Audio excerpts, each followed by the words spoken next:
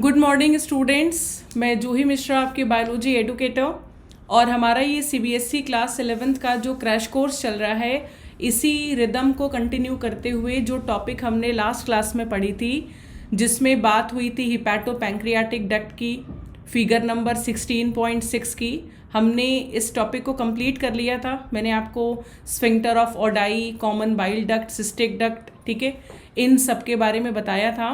आज हम topic number 16.2 start करेंगे डाइजेशन का। और ये जो टॉपिक है जिसमें आपको ये देखना है, जैसे हमने अभी ऊपर के आप खुद भी देख सकते हैं कि सारे टॉपिक 2 वीडियो में कंप्लीट कर रखे हैं, ठीक है। गट की वॉल लेयर, विलाई का सेक्शन, ह्यूमन डाइजेस्टिव सिस्टम। तो आज का जो हमारा टॉपिक है this is digestion of food. और मैंने आपसे पहले भी कहा था कि ह्यूमन में जो फूड का डाइजेशन होता है ये आपका फिजिको केमिकल होता है। फिजिको केमिकल डाइजेशन का मतलब होता है कि जब फूड आप माउथ में लेते हैं और टिथ से उसको आप ग्राइंड करते हैं, पीसेस में ब्रेक करते हैं, that type of digestion is called physical और मैकेनिकल।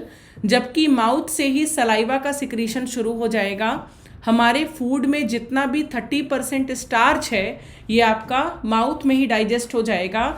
इस टाइप के केमिकल एक्टिविटी से होने वाले डाइजेशन को केमिकल डाइजेशन बोलते हैं, ठीक है।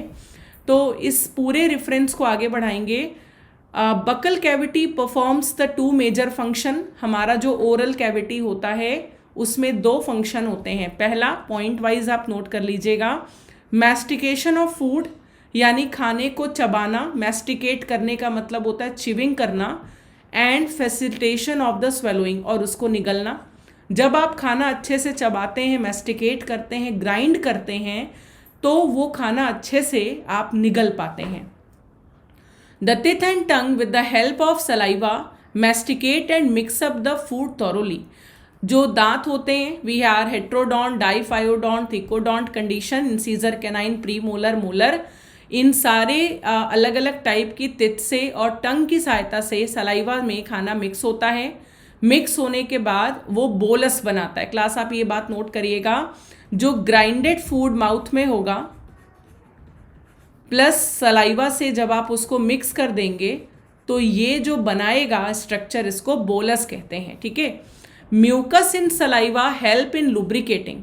जितना ज़्यादा सलाइवा में म्यूकस है, खाना उतना ज़्यादा लुब्रिकेट होगा, निगलना आसान होगा, और जो मैस्टिकेटेड पार्टिकल्स होते हैं वो अच्छे से चिपक भी जाते हैं। नहीं तो ज़्यादा सूखा सूखा सा खाना अगर आप खुद भी ट्राई करो फंस जाता है, निगलने में प्रॉब्लम होती है। तो मैस्टिकेटेड फूड म्यूकस सलाइवा के साथ जब मिक्स करेगा तो बोलस बनाता है।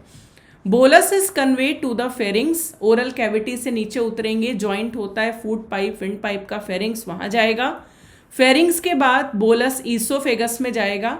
ईसोफेगस बॉडी का, डाइजेस्टिव सिस्टम का, एलिमेंट्री कैनाल का वो ऑर्गन है जिसमें कोई डाइजेशन नहीं होता। Bolus further pass down through the oesophagus. Bolus जो होगा ईसोफेगस से नीचे उतरेगा। कुछ केसेस में ऐसा भी होता है कि ईसोफेगस जो होता है बोलस उसकी साइज से थोड़ा बड़ा होता है। ऐसे में पेरिस्टेलिस मूवमेंट होती है। बोलस जहाँ जहाँ होगा ईसोफेगस की पाइप स्ट्रेच करेगी, फिर कॉन्ट्रैक्ट करेगी, एक्सपेंड करेगी, कॉन्ट्रैक्ट करेगी। ये रिदमिक कॉन्ट्रैक्शन जिससे बोलस मस्कुलर कॉन्ट्रैक्शन से ईसोफेगस से नीचे उतरेगा, इसको पेरिस्टेलिसिस बोलते हैं। Gastro oesophageal sphincter. उसके बाद क्लास जैसे ही मतलब खाना स्टमक में जा रहा है, गैस्टर कहते हैं स्टमक को, और ईसोफेगस से छोड़ करके स्टमक में जा रहा है, वहाँ पे एक स्फिंक्टर प्रेजेंट होती है। इस जंक्शन पे ये स्टमक हो गया, ईसोफेगस हो गया, यहाँ पे जो स्फिंक्टर है उसको गैस्ट्रो ईसोफेजियल बोलते हैं। स्फिंक्टर एक मसल है जो वाल्व की तरह काम करती है। ये खाने के बैक फ्लो को रोकती है। अगर कोई इंडिविजुअल वोमिट करे, इसका मतलब उसकी गैस्ट्रो ईसोफेजियल स्फिंक्टर जो है वो अच्छे से क्लोज नहीं हुई। The saliva secreted into the oral cavity. Oral cavity में जो सलाइवा सिक्रीट होता है उसमें इलेक्ट्रोलाइट्स होते हैं, Na+, K+, Cl- bicarbonate. Lysozymes होते हैं जो जर्म से बचाते हैं हमें। सलाइवरी एमाइलेज टाइलिन होता है जो खाने में स्टार्च का डाइजेशन करेगा, और लाइसोजाइम्स होते हैं। Chemical process of digestion initiated in the buccal cavity. आप जो भी खाते हो उसमें जो केमिकल प्रोसेस है डाइजेशन की, चूँकि बॉडी में ओरल कैविटी में सलाइवा है उसमें एंजाइम्स हैं, तो एंजाइमेटिक एक्शन माउथ से ही शुरू हो जाएगा। कार्बोहाइड्रेट्स जो आप खाते हैं वो एमाइलेज तोड़ देता है। आप ये याद रखिएगा, एमाइलेज हमेशा कार्बोहाइड्रेट का डाइजेशन करता है, और salivary amylase this is the first enzyme जो 30% स्टार्च को आपके माउथ में ही हाइड्रोलाइज करेगा। ये 6.8 pH पर काम करता है, स्टार्च को माल्टोज में तोड़ेगा। माल्टोज जो है डाइसैक्राइड है जिसको फर्दर इंटेस्टाइन में तोड़ा जाएगा, तो माल्टोज टूटेगा आपका ग्लूकोज प्लस ग्लूकोज में। Lysozyme present in the saliva act as antibacterial agent. Class body में इन्फेक्शन से बचाता है। दिन भर आप बोल रहे हैं, कुछ खा रहे हैं, कुछ कर रहे हैं, तो जर्म्स भी साथ में जा रहे हैं, बैक्टीरिया भी जा रही है, तो लाइसोजाइम इसको किल करता है। Reaction is very important. Starch polysaccharide है, माल्टोज डाइसेक्राइड है। सलाइवरी अल्फा एमाइलेज 6.8 pH पे काम करेगा और 30% स्टार्च का डाइजेशन माउथ में होगा। उसके बाद ये वाला पॉइंट आपको रिकॉल करना है, the mucus of stomach has a gastric gland. ठीक है, हमारे मतलब जो स्टमक की इनर लेयर होती है जिसको म्यूकोसा कहते हैं, आपने पढ़ा है ना, सिरोसा होती है, मस्कुलरिस होती है, सब म्यूकोसा म्यूकोसा। तो म्यूकोसा इनर लेयर होती है गट की, उसमें गैस्ट्रिक ग्लैंड पाए जाते हैं। गैस्ट्रिक ग्लैंड्स में 3 अलग अलग सेल होती है। इन तीनों का नाम और इनका फंक्शन हर कंपटीशन में पूछता है। आप याद रखेंगे, पहला म्यूकस सेल, म्यूकस का नाम ही है जो म्यूकस सिक्रीट करे, तो म्यूकस नेक्स्ट सेल होती है जो स्टिकी केमिकल सिक्रीट करेगी, म्यूकस लुब्रिकेशन कराएगा। दूसरी पेप्टिक सेल होती है जिसको चीफ सेल बोलते हैं, ये प्रो एंजाइम पेप्सिनोजन सिक्रीट करेगी। पेप्सिनोजन जो है वो इनएक्टिव स्टेज में है। थर्ड सिक्रीट होता है पेराइटल, पेराइटल को ऑक्जेंटिक सेल बोलते हैं, और ये ऑक्जेंटिक सेल जो है ये HCl का सिक्रीशन करेगा, यानी हाइड्रोक्लोरिक एसिड का।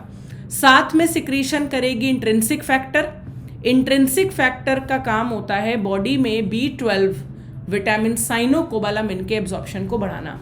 एक बार फिर से रिकॉल करिएगा, म्यूकस की नेक्स्ट सेल म्यूकस सिक्रीट करना, पेप्टिक सेल को चीफ सेल बोलते हैं, प्रो एंजाइम पेप्सिनोजन, ये एक्टिव होने के बाद पेप्सिन में कन्वर्ट होती है, प्रोटीन डाइजेस्ट करती है। पेराइटल सेल को ऑक्जेंटिक सेल बोलते हैं, ऑक्जेंटिक सेल HCl और इंट्रिंसिक फैक्टर का सिक्रीशन करती है। हमारे स्टमक में फूड जो है वो 4 से 5 घंटों तक स्टोर होता है। फूड जब स्टमक में जाता है तो गैस्ट्रिक जूसेस से मिलता है। गैस्ट्रिक जूस में HCl है, pH जो होता है वो 1 से 2 होता है, हाईली एसिडिक है, और स्टमक में चर्निंग मूवमेंट होती है। मस्कुलर वॉल्स की सहायता से खाना बोलस जो होता है वो चर्न करता है और मिक्स करता है और एक सेमी फ्लूइड में कन्वर्ट होता है जिसको काइम कहते हैं। स्टमक में प्रो एंजाइम पेप्सिनोजन जैसे ही HCl के कांटेक्ट में आएगी ये एक्टिव हो जाएगी एंजाइम पेप्सिन में। पेप्सिन प्रोटियोलिटिक है, यानी प्रोटीन का डाइजेशन करती है। पेप्सिन प्रोटीन को प्रोटियोजेज में और पेप्टोन्स में कन्वर्ट कर देती है। म्यूकस और बाइकार्बोनेट जो गैस्ट्रिक जूस में होता है ये खाने का लुब्रिकेशन करने में और स्टमक की म्यूकोसा लेयर एसिड से खराब ना हो जाए, उसमें कोरोजन ना हो जाए, उसको बचाने में भी हेल्प करता है। HCl प्रोवाइड करता है एसिडिक मीडियम, pH 1 से 2 याद रखिएगा, नॉर्मली 1.8 दे रहा है यहाँ पे। ये ऑप्टिमम pH होता है जिस पर पेप्सिन एंजाइम एक्टिव है। रेनिन भी एक एंजाइम है, प्रोटियोलिटिक एंजाइम है, गैस्ट्रिक जूसेस में स्मॉल क्वांटिटी में प्रेजेंट होगा जो न्यूबॉर्न बेबीज में मिल्क डाइजेशन के लिए इंपॉर्टेंट है। Small amount of lipases are also secrete by gastric gland. Gastric gland कुछ क्वांटिटी में लाइपेज का सिक्रीशन भी करता है और लाइपेज लिपिड का या ऑयल का डाइजेशन करते हैं। ठीक है, आप देखो एंजाइम के नाम से सबस्ट्रेट पता कर सकते हो। जब भी किसी एंजाइम के लास्ट में ओजन लगा हो इसका मतलब वो इनएक्टिव है, उसको पहले एक्टिव करना है। इनएक्टिव इसलिए होता है कि बॉडी में अगर सबस्ट्रेट नहीं होगा तो एंजाइम काम नहीं करेगा। तो ये आपके स्टमक का डाइजेशन है। स्टमक में आपने, ठीक है, ये वाले पॉइंट देखे। इसके बाद हम कंटिन्यू करेंगे कि जब फूड आपका जो काइम है ये काइल में कन्वर्ट होगा। बोलस से काइम बनता है, काइम से काइल बनता है, काइल ड्यूडेनम में तैयार होगा। ठीक है, तो गैस्ट्रिक डाइजेशन के बाद खाना स्मॉल इंटेस्टाइन के ड्यूडेनम में जाएगा। Various type of movement generated by the muscularis layer of the small intestine. Muscularis layer number 2 होती है गट की, जिसमें मूवमेंट होंगे और खाना स्मॉल इंटेस्टाइन में मूव करेगा। These movement help in the thorough mixing. खाने को अच्छे से जूसेस के साथ मिलाएगा। आप ये बात याद रखिएगा, कोई भी भोजन जो आपने किया है उसमें जो भी कंटेंट है उसका मैक्सिमम डाइजेशन स्मॉल इंटेस्टाइन के ड्यूडेनम में ही होता है। बाइल, पैंक्रियाटिक जूस, बाइल आपका लीवर में बनेगा, गॉल ब्लैडर में स्टोर होगा, कॉमन बाइल डक्ट उसको लेके आएगी। Pancreatic juice prepared by pancreas, carry by pancreatic duct. Common bile duct pancreatic duct को मिलाओ तो हिपैटो पैंक्रियाटिक डक्ट बनेगा। और ड्यूडेनम में इंटेस्टाइनल ग्लैंड्स होंगे, क्रिप्ट ऑफ लिवर कुहन में, जिससे इंटेस्टाइनल जूस बनेगा। इंटेस्टाइनल जूस को सकस इंटेरिकस भी बोलते हैं। सकस इंटेरिकस इंटेस्टाइनल जूस है जो स्मॉल इंटेस्टाइन के सिक्रीशन से तैयार होता है। पैंक्रियाटिक जूस और बाइल ये दोनों हिपैटिक पैंक्रियाटिक डक्ट से रिलीज होगा। पैंक्रियाटिक जूस में कौन कौन से इनएक्टिव एंजाइम होते हैं ये एग्जाम में पूछता है। आपको ये नाम याद करने, ट्रिप्सिनोजन इनएक्टिव है, chymotrypsinogen and pro carboxy peptidase. ठीक है ना, pro carboxy inactive carboxy peptidase, chymotrypsinogen active होगा काइमोट्रिप्सिन में, ट्रिप्सिनोजन जब एक्टिवेट होगा तो ट्रिप्सिन में कन्वर्ट होगा। जबकि 3 एंजाइम यहाँ पे और हैं पैंक्रियाटिक जूस में, amylase, pancreatic amylase, pancreatic lipase, pancreatic nuclease, ये तीनों पहले से ही एक्टिव है, इनको एक्टिवेशन की जरूरत नहीं है। ट्रिप्सिनोजन जो है it is activated by enzyme enterokinase. Enterokinase सकस इंटेरिकस यानी कि इंटेस्टाइनल जूस का एंजाइम है।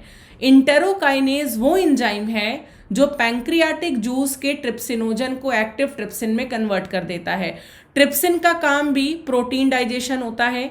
जब ट्रिप्सिनोजन ट्रिप्सिन में कन्वर्ट होगी तो ये ट्रिप्सिन काइमोट्रिप्सिनोजन को काइमोट्रिप्सिन में कन्वर्ट करेगा, यानी which in turn activate the other enzymes of the pancreatic juice. Bile released into duodenum. Bile में बाइल पिगमेंट होता है, बाइलीरुबिन, बाइलीवर्डिन। बाइल सॉल्ट होते हैं, sodium glycocholate plus sodium taurocholate, ये दोनों बाइल सॉल्ट हैं। ठीक है, फैट का इमल्सिफिकेशन करते हैं, कोलेस्ट्रॉल होगा, फॉस्फोलिपिड्स होंगे, लेकिन बाइल में कोई एंजाइम नहीं होता। Bile help in the emulsification of fat, breaking down of the fat into the small micelle, यानी बड़े बड़े फैट के ग्लोब्यूल को छोटे छोटे फैट पार्टिकल्स में कन्वर्ट करने का जो काम होता है ये बाइल का होता है। Bile also activate lipase. Pancreatic juice में जो पैंक्रियाटिक लाइपेज है ये उसकी एक्टिविटी को भी एक्टिवेट करता है। ठीक है, तो यहाँ तक आप रिवाइज कर लेंगे ये का मतलब पैंक्रियाटिक जूस, बाइल जूस। ठीक है, कल का जो सेशन होगा हमारा, जो अगली वीडियो होगी उसमें हम गॉबलेट सेल की एक्टिविटी से शुरू करेंगे। सारे जितने भी इम्पॉर्टेंट एंजाइम रिएक्शंस आप देख रहे हैं, ठीक है, वो हो जाएगा एंड आपका ये जो चैप्टर है ये और 2 वीडियो में फिनिश हो जाएगा। Thank you so much class. ऐसे छोटे छोटे क्विक कॉन्सेप्ट्स के लिए आप मुझे मेरे चैनल पे और फ्री क्लासेस के लिए आप मुझे अनअकैडमी पर भी फॉलो कर सकते हैं। Thank you so much, all the very best, thank you.